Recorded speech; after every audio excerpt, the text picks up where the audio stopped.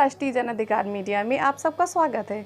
हमारे चैनल को सब्सक्राइब करें, ज़्यादा से ज़्यादा हर खबर को शेयर करें और ताज़ा खबरों की अपडेट पाने के लिए बेल का बटन ज़रूर दबाएं।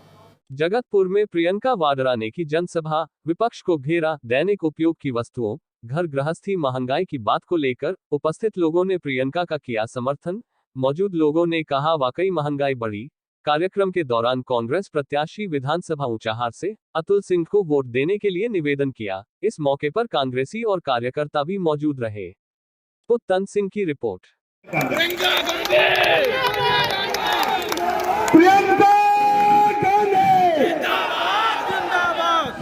के नेतागण, पदाधिकारी, हमारे प्रत्याशी श्री अतुल सिंह जी, श्री किशोरीलाल शर्मा जी, हमारे जिला अध्यक्ष श्री पंकज जी, आप सबका इस सभा में बहुत बहुत स्वागत। मैंने धूप बहुत है, आप बहुत समय से इंतजार कर रही हो। बैठे बैठे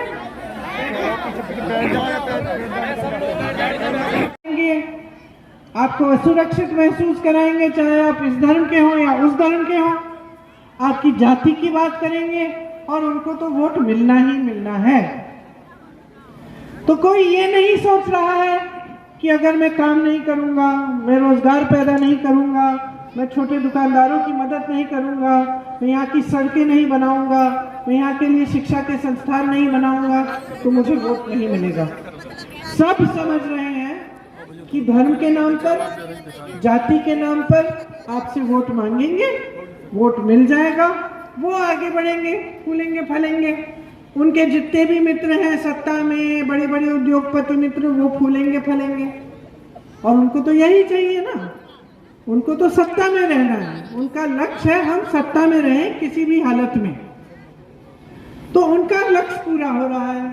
वो समझ रहे हैं कि जनता के सामने जनता तो पूछ नहीं रही है।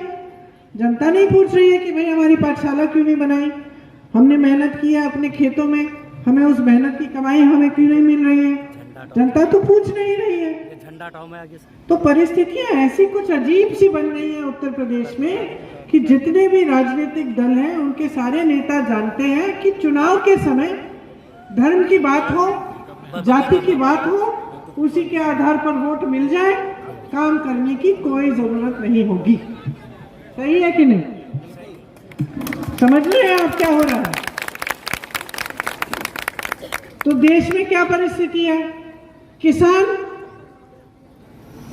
तंग है, परेशान है, कमा नहीं पा रहा है। वहां बड़े बड़े उद्योगपति 1000 करोड़ रुपए कमा रहे हैं। किसान के पूरे गन्ने का बकाया 14,000 करोड़ रुपए है। 16,000 करोड़ रुपए के 2 हवाई जहाज नरेंद्र मोदी जी, प्रधानमंत्री जी अपने लिए ही खरीद रहे हैं और पूरे दुनिया में घूम रहे हैं उन हवाई जहाजों में, लेकिन गन्ना का बकाया नहीं दिलवा रहे किसानों का। कर्ज माफ किसके हो रहे हैं सुन लीजिए। कांग्रेस की सरकार थी, किसानों के कर्ज माफ हुए, 72,000 करोड़ के कर्ज माफ हुए हमारी सरकार में। आज किसके कर्ज माफ हो रहे हैं?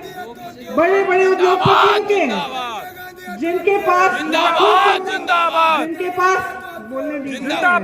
जिनके पास लाखों करोड़ रुपए हैं, उनके कर्ज माफ हो रहे हैं। और जिनके पास कुछ नहीं है उनके कर्ज माफ नहीं हो रहे हैं। बिजली की बिल आप भरे जा रहे हो, चाहे कोरोना आए, लॉकडाउन आए, चाहे आप कमा रहे हैं नहीं कमा रहे हैं, आप बिजली के बिल भर रहे हो। यहाँ तक कि जब बिजली नहीं आ रही है तब भी आप बिल भर रहे हो। आपकी कोई सुनवाई नहीं हो रही है। तो अब क्या किया जाए इन परिस्थितियों के बारे में? क्या आप बर्दाश्त करेंगे कि आप कहें कि हमने ये किया है, वो किया है? कहते हैं कुछ लोग धर्म की बात भी करते हैं, जाति की बात भी करते हैं, सारी बातें करते हैं। अब आपको आप कैसे पहचानोगे कि किसकी नीयत क्या है? इसको पहचानने के लिए 2 चीजें चाहिए। आपको उनका रिकॉर्ड देखना पड़ेगा, अपने अनुभव देखने पड़ेंगे कि उनके राज्य में क्या हुआ क्या नहीं हुआ। और आपको ये समझना पड़ेगा कि पिछले चुनाव में जब मंच पर आके आपके सामने घोषणाएं की तो क्या क्या कहा, और उनमें से जो चीजें उन्होंने कही उन्होंने पूरी की कि नहीं की। ऐसे ही आपको पता चलेगा कि इनकी बातों पर भरोसा किया जा सकता है कि नहीं, है ना। अब आपकी परिस्थितियां क्या है? बहनें बैठी हुई है, गैस का सिलेंडर कितने का मिल रहा है आजकल? 1000 और बढ़ गया। 1000 था, अब 95 रुपए और बढ़ गया। 1095। हाँ, 11 अभी आप जाएंगे खरीदने के लिए तो 1100 रुपए का सिलेंडर होगा। कड़वा तेल कितने का है? 250। आपकी दिहाड़ी कितनी है?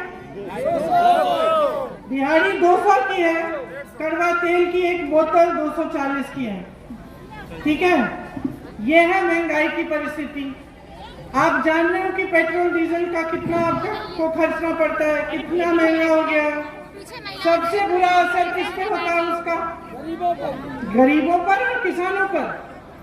जो डीजल के दाम इतने बढ़ गए हैं तो किसानों पर असर पड़ता है। किसानों की अनेक समस्याएं हैं, खाद का वितरण नहीं हो रहा है समय पे, फसल का दाम नहीं मिल रहा है, गेहूं का दाम नहीं मिलता, धान का दाम नहीं मिलता, पश्चिमी यूपी में गन्ना का दाम नहीं मिलता। सही बात है कि नहीं? सबसे बड़ी समस्या क्या है? छुट्टा जानवर। छुट्टा जानवर की एक बहुत बड़ी समस्या है। आपकी खेतों को चल रहा है, सरकार कहती है आपको एक बोरा राशन दे रही है, लेकिन जितना राशन दे रही है उससे ज्यादा तो छुट्टा जानवर चले जा रहे हैं। तो आपकी जो परिस्थितियां हैं, यहाँ बहुत दुकानें हैं, छोटे दुकानदार हैं, छोटे छोटे कारोबार हैं, उनके साथ क्या हुआ? पहले नोटबंदी लाई गई, आपको बताया गया बहुत भलाई होगी। क्या हुआ? छोटे दुकानदारों को सबसे ज्यादा नुकसान हुआ। फिर जीएसटी आई और नुकसान हुआ उनका। फिर कोरोना आया, लॉकडाउन हुआ और भी नुकसान हुआ। तो सुनवाई कहाँ है? नौजवान बेरोजगार पड़ा है, नौजवान की